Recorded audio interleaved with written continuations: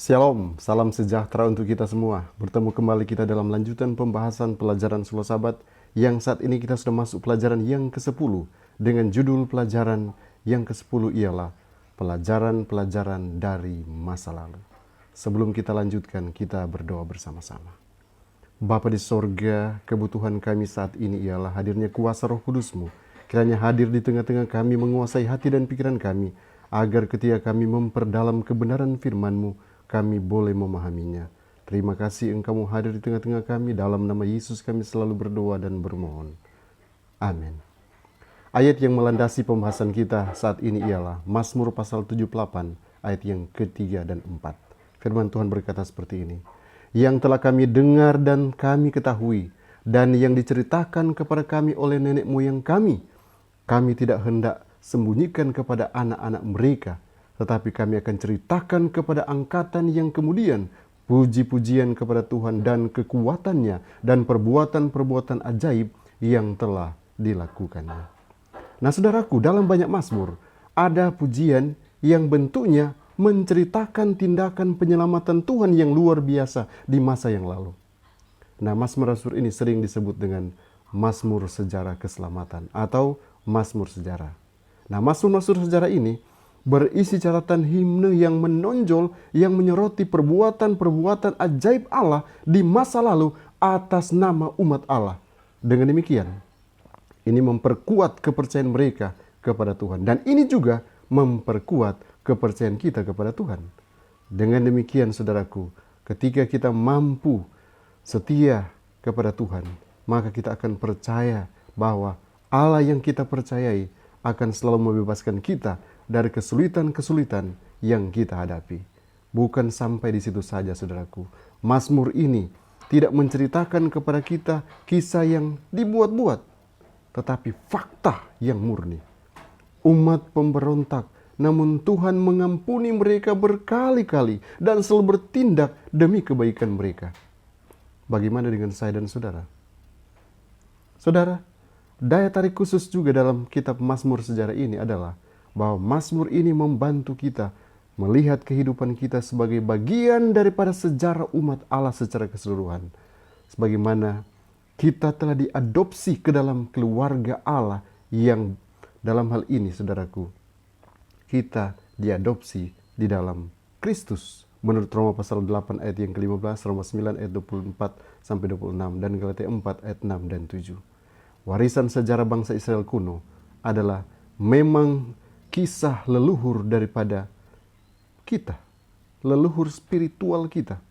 Oleh karena itu, kita dapat dan harus belajar dari masa lalu mereka, dan juga ini adalah bagian milik kita. Karena tujuan akhirnya saudaraku adalah agar kita menyadari bahwa setiap generasi di mana umat Allah memainkan peran yang mungkin kecil namun sangat signifikan dalam penyingkapan sejarah agung dari tujuan keselamatan Allah di dalam pertentangan besar yang sedang dihadapi oleh saya dan saudara. Mari kita lihat satu persatu pelajaran penting dari pelajaran Selo Sabat kita. Yang pertama, yaitu kesetiaan Tuhan tidak pernah dia bendung. Mazmur 78 ayat yang ke-17 berkata, tetapi mereka terus berbuat dosa terhadap Dia dengan memberontak terhadap yang maha tinggi di padang kering. Atas perintah Daud, Asaf dipilih dari orang-orang Lewi sebagai pemimpin paduan suara. Dia dan putra-putranya adalah nabi dan mereka menyusun Mazmur. Nah, dalam Mazmur 78, Asaf mengenang sejarah dari masa keluaran hingga zaman Daud dengan maksud memberikan pelajaran penting bagi bangsa pada saat itu. Mazmur 78 ayat 1 sampai 8, kita boleh dapati maksud pemazmur adalah agar kita mengingat bagaimana Allah telah memimpin umatnya dan bahwa Ia patut kita puji. Kita harus mengajarkan hal ini kepada anak-anak kita agar mereka juga tidak memberontak seperti nenek moyang mereka. Kemudian ayat yang ke-9 sampai ayat yang ke-54, Tuhan mengirimkan wabah ke Mesir, membelah laut, menuntun mereka dengan awan di siang hari, dan di malam hari ada tiang api. Semuanya ini adalah kasih karunia Tuhan. Bahkan Tuhan bukakan batu untuk mengeluarkan air bagi bangsa ini. Bangsa ini tidak percaya bahwa Tuhan dapat memberi mereka daging dan roti. Meskipun mereka memberontak, tetapi saudaraku, Allah yang kita sembah, Ia tidak membinasakan mereka. Sebaliknya, Dia memenuhi setiap kebutuhan mereka. Di ayat yang ke-55 sampai ayat yang ke-64, orang-orang Israel ditempatkan di Kanaan, dan Tuhan menghalau penduduk daripada Kanaan, dan orang Israel ada di sana. Namun, mereka tetap kembali memberontak terhadap Tuhan, dan Tuhan menyerahkan mereka ke dalam kekuasaan musuh sebagai bahan pelajaran bagi mereka. Kemudian Mazmur pasal 78 ini ayat yang ke-65 sampai ayat yang ke-72, akhirnya Tuhan bangkit untuk melepaskan kembali umatnya melalui Daud. Ia memanggil seorang gembala untuk menggembalakan umatnya. Ia meletakkan tongkat kerajaan di tangan Yehuda dan memilih Yerusalem sebagai ibu kotanya. Meskipun terjadi pemberontakan, Allah tetap setia pada saat itu dan tetap setia juga pada saat ini. Saudaraku, di mana posisi kita? Akankah kita terus memberontak terhadap Allah? Saya percaya kita akan menjadi anak Tuhan yang tetap setia, karena Tuhan tidak pernah membendung kasih setianya kepada saya dan saudara. Poin selanjutnya, mengingat sejarah dan pujian Tuhan. Dalam Mazmur 105 ayat pertama, bersyukurlah kepada Tuhan, serukanlah namanya, perkenalkanlah perbuatannya di antara bangsa-bangsa. Nah, dalam Mazmur pasal 105 tidak disebutkan kesalahan manusia. Kinerja mujizat Tuhan diagungkan mulai dari janji yang diberikan kepada Abraham untuk mewarisi Kanaan hingga penggenapannya. Saudara, Allah membuat perjanjian dengan Abraham, dengan Ishak, bahkan dengan Yakub. Ia melindungi mereka saat mereka lemah, menyelamatkan bangsa Israel dari kelaparan melalui Yusuf. Dan kita dapati ayat-ayat di dalam Mazmur pasal 105 ini ternyata mengajak kita untuk memuji Tuhan oleh karena ada mujizat-mujizat yang dinyatakan kepada kita. Kita akan bermegah oleh karena sukacita yang melimpah-limpah yang Tuhan anugerahkan kepada kita. Kita bisa temukan di dalam ayat yang kedua, ayat yang ketiga, bahkan ayat yang keempat. Kita perlu mencari Tuhan. Kita harus sadar bahwa ada penghakiman Tuhan dan kita harus menaati perintah-perintah Tuhan. Kita boleh temukan di ayat yang ke-45. Saudaraku, Allah kita Allah yang luar biasa. Kita perlu memuji Tuhan, mengingat sejarah bangsa Israel. Tuhan juga harus kita puji, kita muliakan. Karena ketika kita mengingat pengalaman orang Israel, di mana Tuhan menyelamatkan mereka, maka Tuhan yang sama juga akan tetap menyelamatkan saya dan saudara. Saudara, ketika orang Israel diperbudak, Allah mengutus Musa dan kemudian menghukum orang-orang Mesir. Luar biasa bukan? Ia memimpin orang Israel melewati padang belantara menuju ke tanah Kanaan. Bukankah Allah yang sama sedang menuntun kita hari ini? Kita sedang dalam perjalanan menuju ke tanah Kanaan surgawi. Dia akan tunjukkan mujizat-mujizat di tengah-tengah perjalanan iman kita. Jangan pernah kita lupa untuk datang memuji Dia setiap waktu. Kemudian, mengingat sejarah dan pertobatan. Mazmur 106 ayat 6 dan 8. Kami dan nenek moyang kami telah berbuat dosa. Kami telah bersalah, telah berbuat fasik. Namun diselamatkannya mereka oleh karena namanya untuk memperkenalkan keperkasaannya. Nah, sejarah Israel adalah sejarah kejatuhan dan pemberontakan. Seperti sejarah hidup kita masing-masing, saudaraku. Mazmur 106 mengulas kisah ini, menekankan bahwa setiap kali Israel berdosa, mereka menanggung akibatnya. Namun hal itu diiringi dengan kasih karunia Allah yang luar biasa. Tuhan mengampuni mereka dan mereka kembali menaati akan perintah-perintahnya. Namun untuk sementara waktu, mereka kembali lagi memberontak. Namun Allah selalu memberikan kesempatan dan kesempatan kepada mereka. Dalam Mazmur pasal 6, ayat 23 sampai ayat yang ke-28 dan 31. Inilah pengantaran Musa dan Pinehas yang ditonjolkan di sini, yang merupakan tipe pengantaraan Yesus bagi saya dan saudara. Namun kesabaran Tuhan ada batasnya. Ketika orang-orang itu meninggalkannya, Ia menyerahkan mereka ke dalam tangan musuh. Namun dalam penawanan sekalipun, saudaraku, Allah kita tetap menunjukkan belas kasihannya. Anda boleh temukan dalam ayat yang ke-39 sampai ayat yang ke-46. Sejarah memberikan kita kepastian bahwa kita dapat memohon pengampunan dari Tuhan dan menerima pembebasan dari Dia saja. Lalu kita patut datang di kaki salibnya, memuji Dia selama-lamanya. Mari kita datang selalu, mati setiap hari dalam pertobatan kita. Inilah yang Allah inginkan bagi saya dan saudara.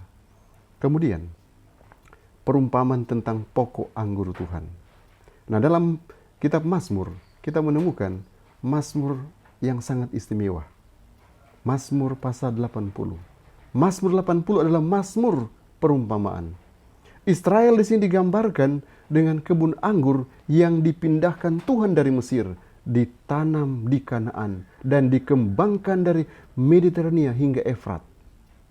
Namun, Tuhan membiarkan kebun anggur itu terbengkalai, dan musuh-musuhnya memasukinya untuk menghancurkannya. Nah, ditemukan di ayat-ayat dalam Mazmur pasal 80, mulai ayat 8 sampai ayat yang ke-13. Oleh karena itu, saudaraku, pemazmur memohon kepada gembala Israel untuk bangkit dan menyelamatkan mereka. Ia yakin bahwa Tuhan akan mendengarkannya dan akan membuat wajahnya bersinar di kebun anggurnya yang sunyi. Saudara, dalam kitab Bilangan pasal 6 ayat 24 sampai ayat yang ke-26, bagaimana Tuhan menunjukkan kuasanya di tengah-tengah bangsanya, membuat wajah Tuhan bersinar atas mereka. Apa maknanya? Wajah Tuhan bersinar atas kita ketika Ia menunjukkan belas kasihannya dan memberi kita kedamaian. Saudara, saat ini saya rindu agar kita semua memiliki kedamaian itu. Mari kita datang di kaki salibnya, karena Tuhan mau gunakan kita menjadi alatnya yang ampuh untuk bisa menjadi berkat bagi banyak orang. Kemudian pelajaran selanjutnya, supremasi Tuhan dalam sejarah. Mazmur pasal 135 ayat yang ke-6. Tuhan melakukan apa yang dikehendakinya di langit dan di bumi, di laut dan di segenap samudera raya. Kita memuliakan Tuhan atas kebaikan kuasa Tuhan. Mazmur pasal 135 ayat yang pertama sampai ayat yang kelima kita boleh temukan di sana. Namun saudaraku, bagaimana Tuhan menunjukkan kebaikannya dan kuasanya kepada kita? Kalau kita lihat sejarah, bagaimana supremasi Tuhan dalam penciptaan. Kemudian orang Israel keluar dari Mesir saat menaklukkan Kanaan, digambarkan dalam Mazmur pasal 135. Mazmur pasal 135 ini secara berturut-turut mulai menggambarkan bagaimana Allah itu sejak penciptaan dan bagaimana Dia bisa melepaskan orang Israel dari perhambaan Mesir. Kita memuliakan Tuhan karena Ia akan menghakimi kita dengan belas kasihannya. Karena kuasa Tuhan dalam penciptaan dan sejarah tidak ada bandingannya di dunia ini, saudaraku. Sepatutnya adalah umat-umatnya selalu mengandalkan Dia dan menyembah hanya kepada Dia saja sebagai pencipta, penebus, dan penyelamat kita. Dia satu-satunya yang layak kita puji dan kita sembah. Saudaraku, mari kita dengarkan kutipan daripada pena inspirasi dalam buku Testimonies for the Church, volume 6, page 364. Perjanjian Tuhan dengan umatnya harus sering diulang. Betapa seringnya tanda-tanda jalan ditetapkan oleh Tuhan dalam perjanjiannya dengan Israel zaman dahulu, agar mereka tidak melupakan sejarah masa lalu. Ia memerintahkan Musa untuk membingkai peristiwa ini di dalam nyanyian, agar orang tua dapat mengajarkan kepada anak-anak mereka. Sejarah masa lalu tentang pekerjaan Tuhan perlu berulang-ulang dibawa ke hadapan banyak orang, baik orang tua maupun orang muda. Kita perlu sering mengingat kebaikan Tuhan dan memuji Dia atas karyanya yang menakjubkan. Saudaraku, mari kita ulang-ulangi kepada anak-anak kita, kepada saudara-saudara kita, bagaimana penyertaan Tuhan yang ajaib dalam perjalanan iman kita. Kitab Mazmur ini benar-benar mendorong saya dan saudara sebagai anak-anak Tuhan untuk tetap setia, tetap berharap kepada Tuhan sepenuhnya. seperti kutipan pena inspirasi di dalam buku Life Sketches of Ellen G. White, halaman 196. Dia berkata seperti ini, tidak ada yang kita takutkan di masa depan, kecuali kita melupakan cara Tuhan memimpin kita dan pengajarannya di masa silam. Jangan sekali-kali melupakan sejarah masa lalu, di mana Tuhan menyertai saya dan saudara, di mana Tuhan menuntun saya dan saudara sampai hari ini. Kita tetap kuat, tetap setia kepada Tuhan. Karena itu, mari kita tetap berkomitmen untuk tetap setia sampai hari Maranatha. Mari kita berdoa. Bapa Surgawi, terima kasih untuk waktu yang istimewa ini. Kami boleh mempelajari firman-Mu. Kiranya Engkau menolong kami untuk kami boleh mengerti firman ini. Dan kami akan terus mengingat Engkau sebagai Allah yang mengatur sejarah dunia ini dan menuntun kami sampai saat ini, dan kami yakini akan terus memberkati kami sampai Engkau datang kedua kali. Biarlah umat-umat Tuhan yang mendengarkan channel ini akan tetap setia kepadamu sampai hari Maranatha. Dengarkanlah doa kami, jawab sesuai kasih karunia-Mu. Di dalam nama Yesus hamba berdoa dan mengucap syukur. Amin. Shalom.